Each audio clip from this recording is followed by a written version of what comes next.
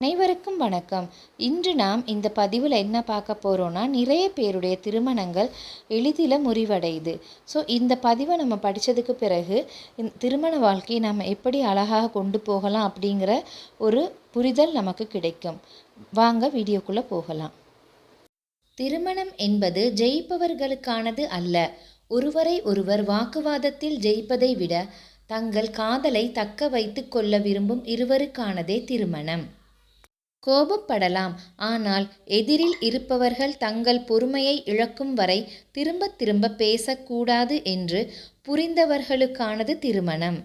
திருமணம் என்பது உணர்ச்சி ரீதியாக திடமாக இருப்பவர்களுக்கானது.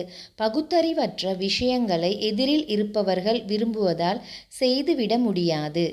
திருமணம் என்பது போர்களுக்கான இடம் அல்ல. வெற்றி தோல்வியை பற்றி சிந்திக்காமல் தீர்வுகளை பற்றி சிந்திப்பதற்கான இடம். திருமணம் என்பது உங்கள் மன அழுத்தத்தை அதிகரிக்கும் இடம் அல்ல. ஒரு கடினமான நாளுக்கு பிறகு நீங்கள் தேடும் பாதுகாப்பான இடம். அதை நிர்வகிக்கும் திறன் சிலருக்கே உண்டு. பிரச்சனைகளுக்கு எதிர்வினையாற்றாமல் அவற்றுக்கு தீர்வு தேடுவதை விரும்பும் இரண்டு நபர்களுக்கானது திருமணம். எதிர்வினை ஆற்றுவது என்பது தன்னை நிரூபிக்க முயற்சிப்பது. தீர்வு தேடுவது என்பது உங்கள் இருவரின் நலனை கருத்தில் கொண்டு விவேகமாக இருப்பது.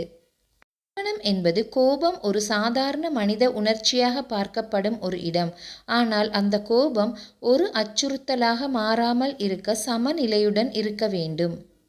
திருமணம் என்பது கூச்சல், அவமானம், வன்முறை மற்றும் பொருட்களை தூக்கி வீசுவதற்கான இடம் அல்ல. முதிர்ந்த உரையாடல்கள், பரஸ்பர புரிதல் மற்றும் கற்றுக்கொள்ள விருப்பம் ஆகியவற்றுக்கான இடம். திருமணம் என்பது இருவரும் தற்காப்புக்காக இல்லாமல் அமைதியாக இருக்கும்போது உணர்ச்சிகரமான பரஸ்பர விஷயங்களை பற்றி பேச விரும்பும் இடம். திருமணம் என்பது ஒருவரை ஒருவர் சலித்து கொள்ளாமல் தினசரி அன்பு செலுத்தும் இடம். திருமணம் என்பது பொறுமையை கடைபிடிப்பதற்கான இடம்.